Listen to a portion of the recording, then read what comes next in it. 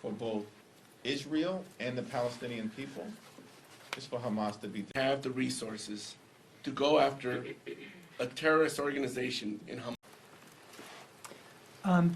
You've talked a lot about sort of the urgency of the need for more aid for Ukraine. What does the timeline look like for Israel, particularly in terms of air defense and things like that? How urgent is the need there?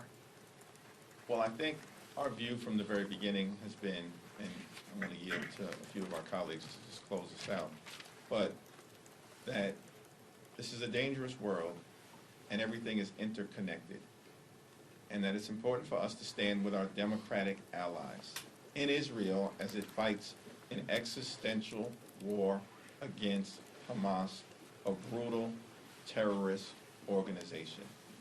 And at the end of the day, the only way for there to be a just and lasting peace for both Israel and the Palestinian people is for Hamas to be decisively defeated.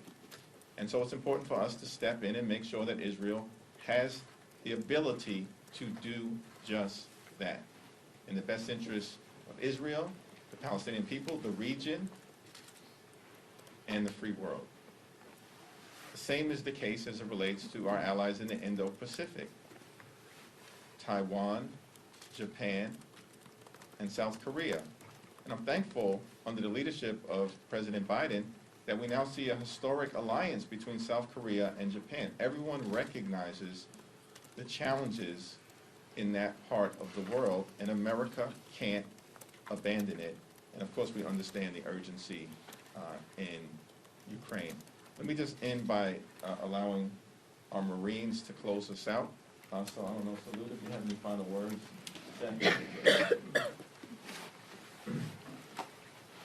Let me just say that it is not incompatible to support Israel, to make sure that they have the resources to go after a terrorist organization in Hamas. That is not incompatible with also urging them to abide by international law, to ensure that the loss of innocent civilians does not continue to occur.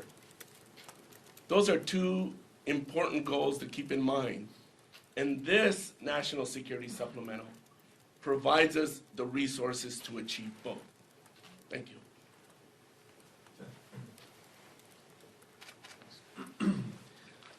Look, I think Salud makes a really important point, which is that if you are the most ardent supporter of Israel or the most ardent supporter of the Palestinians, we should all want Hamas gone. The Palestinians will never be free and secure if Hamas is in charge. The Israelis will never be free and secure if Hamas is in charge. Now, from my experience fighting a counterinsurgency in Iraq, I don't think that Prime Minister Netanyahu's prosecution of this war is going too well. I think he's killing too many civilians. And ultimately, if you kill terrorists, but you kill a lot of civilians, it inspires more terrorists to join the cause, then you're not winning. That's okay. We can have that disagreement, but we also have a seat at the table because we give them aid to help them learn some of the lessons, some of the mistakes that we made in Iraq and Afghanistan to get this right, so that we can actually have Palestinian rights, Israeli security, and a two-state solution at the end of the day. And I think Salud makes that's a very important point to keep in mind. And one other thing. What this Republican dysfunction is accomplishing right now, because they're dividing America and we're not united on these fundamental issues to keep us safe and secure here at home, it's bringing Russia and China together. It's uniting Vladimir Putin and Xi Jinping. That's not good for our national security. Not now, not 10 years from now, not 20 years from now. So there's a real cost to this utter failure of Republican leadership, this complete willingness to play politics with the national security of our allies and ourselves. Jake? Along with Congressman Moulton and Congresswoman Sherrill, I'm on the House Select Committee on China. It's been a bipartisan oasis in an otherwise partisan, unproductive Congress under the failed and dysfunctional leadership of House Republicans. And in almost every single one of the meetings and hearings that we've had in that committee, where we brought in some of the brightest experts and analysts on the Chinese Communist Party, one or another of us on that committee has asked, are they watching what's happening in Ukraine? Does Xi Jinping wake up and care? And the answer unanimously has been absolutely. He is gauging his own actions against Taiwan. He is gauging his own aggression against the United States, calibrated to the willpower that we demonstrate in Ukraine.